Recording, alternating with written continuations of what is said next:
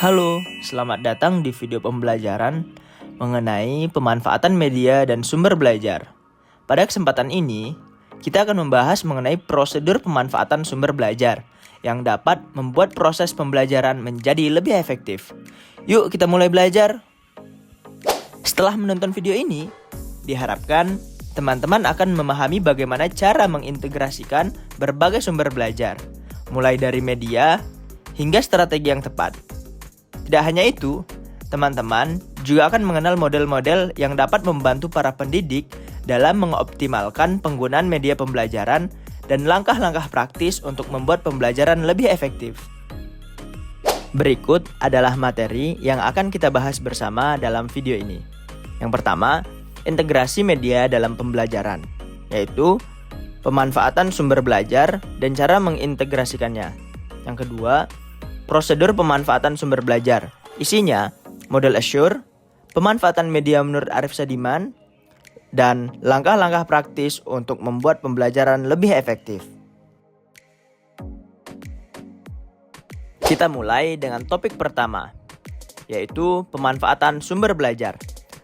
Apa sih yang dimaksud dengan sumber belajar? Nah, sumber belajar bisa berupa segala sesuatu yang dapat mendukung proses pembelajaran, mulai dari media seperti buku, video, sampai alat yang digunakan dalam pembelajaran. Pemanfaatan media yang tepat akan meningkatkan kualitas pemahaman peserta didik. Contohnya, saat belajar sejarah, mana yang lebih menarik? Hanya membaca buku atau menonton video dokumenter yang membawa kalian ke masa lalu? Pasti lebih seru dengan media video, bukan?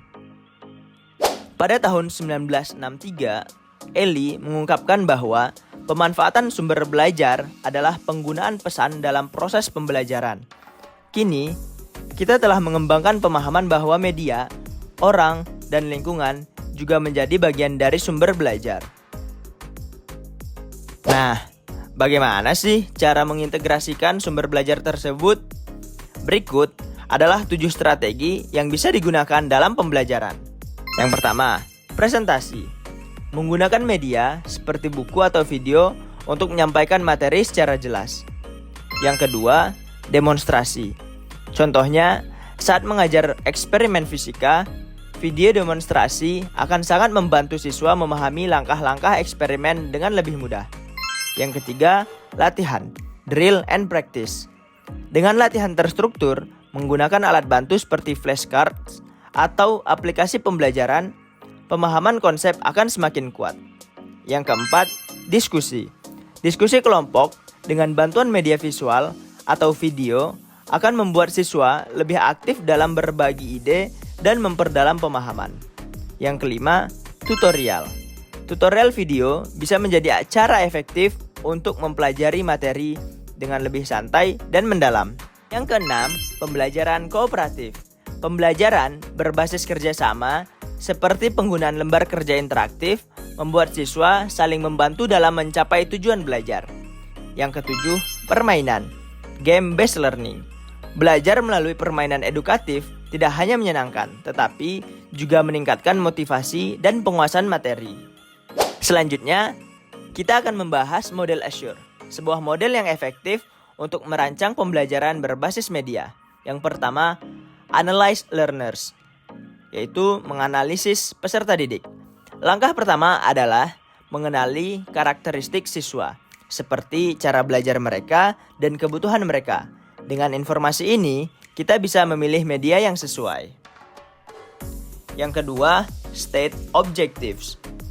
Menyatakan tujuan pembelajaran. Tujuan pembelajaran yang jelas akan membantu menentukan strategi dan media yang tepat untuk mencapai hasil yang maksimal. Yang ketiga, select strategies, teknologi, media, and materials. Pilihlah strategi dan media yang mendukung tujuan pembelajaran. Misalnya, untuk mengajarkan konsep matematika, video interaktif mungkin lebih efektif. Yang keempat, utilize media and materials. Pastikan semua media siap digunakan dan dapat diakses dengan mudah oleh siswa. Yang kelima, require learner participation, yaitu meminta partisipasi peserta didik. Aktifkan keterlibatan siswa dalam proses pembelajaran melalui diskusi, tugas, atau kegiatan yang melibatkan mereka secara langsung. Yang terakhir, evaluate and revise. Setelah pembelajaran berlangsung, lakukan evaluasi untuk memastikan bahwa tujuan tercapai. Jangan lupa untuk melakukan revisi jika diperlukan.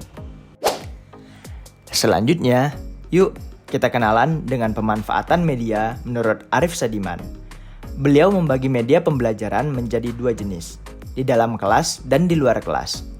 Ada 3 langkah utama dalam pemanfaatan media, yaitu persiapan, penggunaan, dan tindak lanjut. Yang pertama, pemanfaatan dalam kelas dan luar kelas. Dalam kelas, yaitu media digunakan dengan pengawasan langsung, sedangkan luar kelas adalah media digunakan secara fleksibel dan bisa diakses kapan saja. Contoh pemanfaatan bebas. Di toko buku, ada paket pembelajaran dengan VCD. Kamu bisa belajar kapan saja, nggak ada waktu terbatas. Itu pemanfaatan bebas, hasilnya tergantung kamu. Kemudian, contoh pemanfaatan terkontrol. Ani, mahasiswa universitas terbuka, menggunakan modul dengan tes formatif. Ia bisa tahu perkembangan belajarnya lewat umpan balik dan tutorial daring. Ini pemanfaatan terkontrol, tujuan pembelajarannya jelas. Nah, selanjutnya yaitu langkah-langkah pemanfaatan media. Yang pertama, persiapan. Pelajari buku petunjuk dan siapkan media yang dibutuhkan. Kemudian, penggunaan. Pastikan suasana belajar nyaman dan pencahayaan cukup. Yang ketiga, yaitu tindak lanjut. Lakukan evaluasi dan lihat apakah tujuan belajarmu tercapai. Oke, setelah kita mempelajari seluruh pembelajaran pada hari ini, sekarang waktunya kita kuis. Pertanyaan pertama, apa yang dimaksud dengan pemanfaatan sumber belajar dalam konteks pembelajaran? Tulis jawabanmu di kolom komentar ya. Jangan lupa, jawabannya harus menjelaskan bagaimana berbagai media, alat, atau sumber daya lainnya digunakan untuk mendukung proses belajar agar lebih efektif. Kemudian, lanjut pertanyaan kedua. Dalam model Azure, ada beberapa langkah yang sangat membantu pendidik. Salah satunya adalah Analyze Learners.